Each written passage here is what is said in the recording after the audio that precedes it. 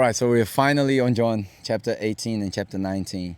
And you're going to have to forgive me for this because I want to make sure I get all the details. Different from the other videos where I probably had, or I definitely had some things in mind. I want to at least go through the topics here because it feels like the author of John, for some reason, is chopping up a little bit more. Like the chapters and the sections in the chapters are not as long as the other ones. So it feels like few bits of memories of what happened here and what happened there. If we don't have any evidence because the text doesn't say, but it says that Peter followed Jesus when Jesus was imprisoned, and then the other disciple. And some people believe the other disciple is John, and he's referring to himself in the third person, which is, it's not uncommon, but there's other possibilities. So sometimes I like to think that could be Matthew, because Matthew is the only other clear author of the Gospel of Matthew. The Gospel of Mark, he was too young. He probably got it from Peter anyway. And the Gospel of Luke wasn't a disciple, so Luke wasn't involved in this thing. So sometimes I like to think that could be Matthew. That could be someone else. But, the other disciple, and I think I mentioned this before, it says they followed Jesus, and that guy was known by the high priest. So not many of the disciples would have that. Maybe Simon the Zealot, because he was a zealot, another political category. But apart from him, Peter, Andrew, the first guys called, they were fishermen. They were simple people. They weren't involved with the government. I'm not sure about Philip and Nathaniel. They were also fishermen, but I'm not that sure. There's not much historical evidence. But Matthew was different. Matthew was a Jewish who became a tax collector. And because of that, he was involved with the Roman government, but at the same time with the Sanhedrin, because the Sanhedrin was a representation of the Pharisees that would keep the law, and they were involved with politics. That's the first time in the history of Israel, for example, that they had two high priests, one for politics, one for religion. Different conversation. So maybe Matthew was that other disciple. And to be honest, that has no drastic implication in the text, but it's just something for you to picture, as they follow Jesus. And chapter 18, there's a scene where Peter's asked, first of all, Peter denies Jesus. So Jesus goes and then Peter follows. He's full of remorse. He's asked about some of the people there. Aren't you one of the disciples that were with Jesus? You already know that story. And then Jesus comes before Pilate, and then Pilate says, about verse 28, are you the king of Jews? And he said, oh, you say so.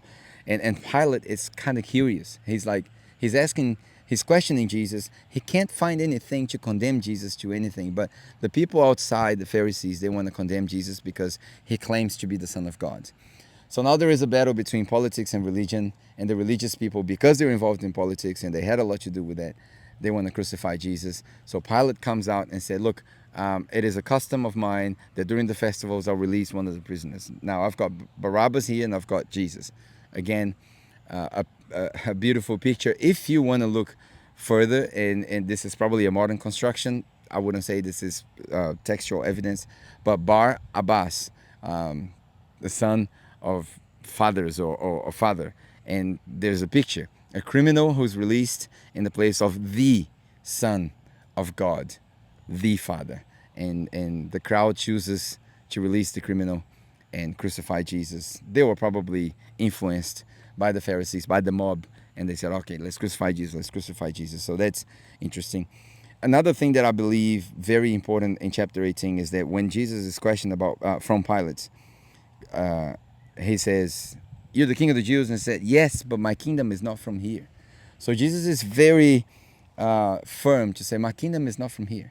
And he said it before, you see the Son of Man coming up on the clouds and all of that. So the Pharisees, they want to condemn Jesus, and they actually say to Pilate, if you don't condemn Jesus because he is claimed to be a king, you're not a friend of Caesar's, the emperor. So he finds himself in a very tough position. I believe that's why he says, look, it's up to you guys now. I'll clean my hands, I'll wash my hands. And then he leaves it to the crowd delivers them. And that's why the crowd delivers him, and that's why we say the Jewish people at the time and the Pharisees, they crucify Jesus. Then we move on to chapter 19. Jesus is delivered to be crucified. There's a lot of things that happen. There are fulfillment of prophecies. So his garments are torn, and his garments are split between the soldiers. So that's a fulfillment of a prophecy. The thorn of crowns is a fulfillment of the prophecy. The cross is another fulfillment of the prophecy. The spear to his side is a fulfillment of the prophecy when we're talking about the Messiah in Isaiah. The fact that he didn't break any bones, he had to be holy because he is the ultimate Lamb of God that takes away the sin of the world.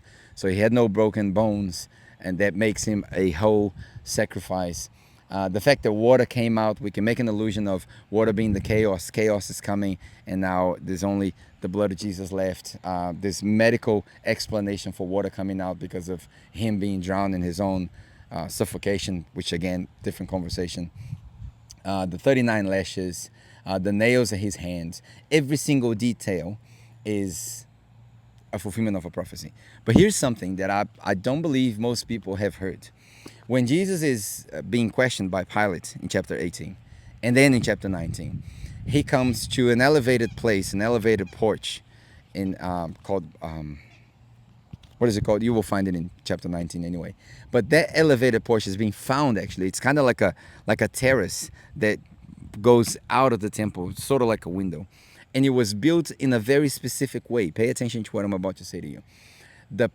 It's a pavement that makes itself visual from the outside. So the people on the outside, the Gentiles, everyone could see what was happening there. And that's where the Sanhedrin would take people for capital punishment. So when the Sanhedrin found anyone worthy of being condemned of capital punishment, they would judge them right there in their place. And that place had two doors to come in, and the pavement was made of two different kind of stones. I can't recall the names, but there was a clear line, a clear definition of a line.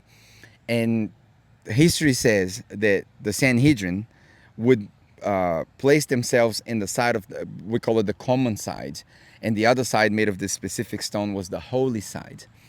And the Sanhedrin would place themselves there and rule the judgment for the person who was going to be waiting for their condemnation. Now Jesus, being judged by the Sanhedrin and the people outside, actually comes to have this conversation with Pilate. And you can read in chapter 18 and 19 that Pilate comes in and out to talk to the Sanhedrin somewhere else. So the judgment is not being ruled and it's not being taken as the usual way. But Jesus apparently steps in both pavements, in both stones, across the lines where there is a common and where there is the holy place that no one would step in. And that would be Jesus being very careful. If I could illustrate this, if I could only illustrate this, if obviously I'm not making justice to this, but if this is the holy pavement and this is the common pavement, and I'm just extrapolating here, it's almost like Jesus was standing right here to signify that he was right in the middle, like that he was both man and God. And that although he was being judged by the Sanhedrin as a common capital punishment criminal, he was also in the place of ruling and judging as a holy God, saying, you are giving me this judgment, but I'm actually the judge here. Because he had told Pilate, when Pilate said, don't you know that I have the authority to crucify you or to let you live? And Jesus told Pilate in chapter 18 and 19, you will have no authority unless it's granted to you by the authority in heaven, by my Father in heaven. So if you're doing anything, it's because my Father let you do it. So that's a beautiful picture that most, and that the way I know that is that place having a specific name. And again, it's a play of words. It's called Golgotha.